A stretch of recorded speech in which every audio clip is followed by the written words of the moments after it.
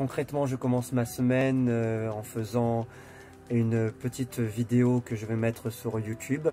Donc voici ma chaîne YouTube, Albert Bourchel. Donc c'est une chaîne pédagogique consacrée à l'art et à la culture. Je vais faire un cours d'une vingtaine de minutes que je vais mettre en lien à la fois sur Atrium et aussi sur des relances qu'on va envoyer aux élèves par mail. Mon premier travail, ça a été dessiner une perspective pendant le confinement. Donc, voilà, ça se passe comme ça. On va me voir en train de dessiner en situation. Nous avons aussi fait un travail, tous les profs principaux, d'appeler chacun les élèves qu'il avait en charge pour s'assurer qu'ils recevaient bien les devoirs et voir s'il y avait d'autres moyens de leur envoyer par exemple par mail.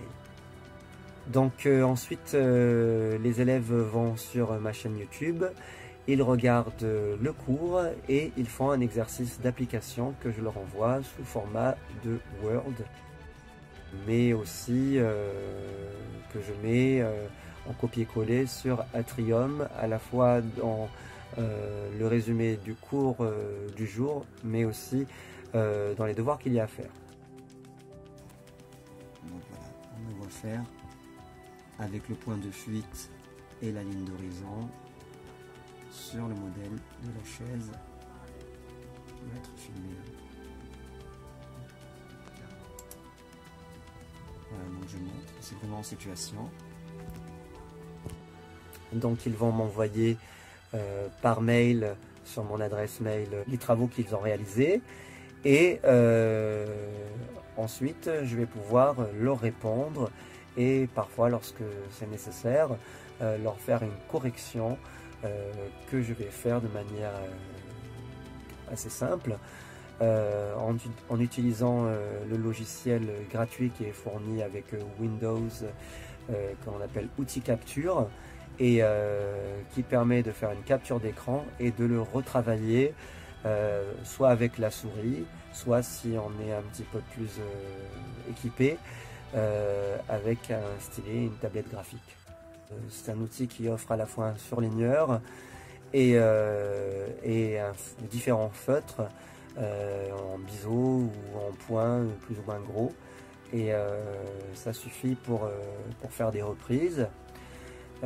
Lorsque l'on veut aller un petit peu plus dans les détails, on peut travailler avec d'autres outils plus expérimentés comme Photoshop. Donc je vais mettre aussi de temps en temps une correction sur ma chaîne YouTube qui va être visible. Je l'ai paramétré de sorte à ce qu'il ne puisse pas y avoir de commentaires, de sorte à éviter les débordements. Je l'ai paramétré comme une chaîne pour enfants. Le premier a été une collecte d'objets qui les entourent, pour commencer simplement par du design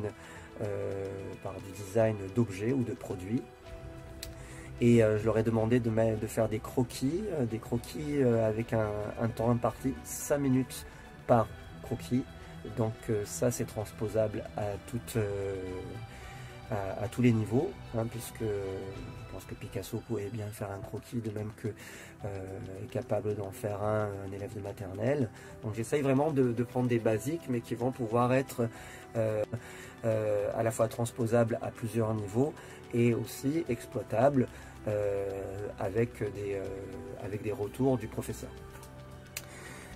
Donc le premier travail, ça a été donc du design de produits. Ensuite, je les ai amenés à prendre conscience de leur environnement intérieur en dessinant une chambre.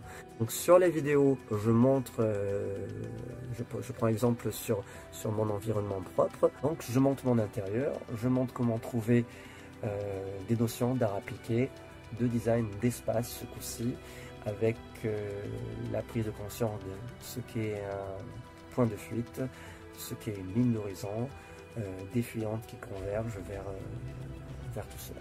Par la suite, je suis reparti à nouveau sur du design de produits, mais ce coup-ci, ajouter une notion qui va compléter et complexifier le premier cours, c'est-à-dire celui de l'ellipse, comment passer d'un cercle à une ellipse. Enfin, cette semaine, on est reparti sur du design d'espace et en même temps d'objet. D'espace, pourquoi? Parce que l'objet est plus grand et il est dans l'espace.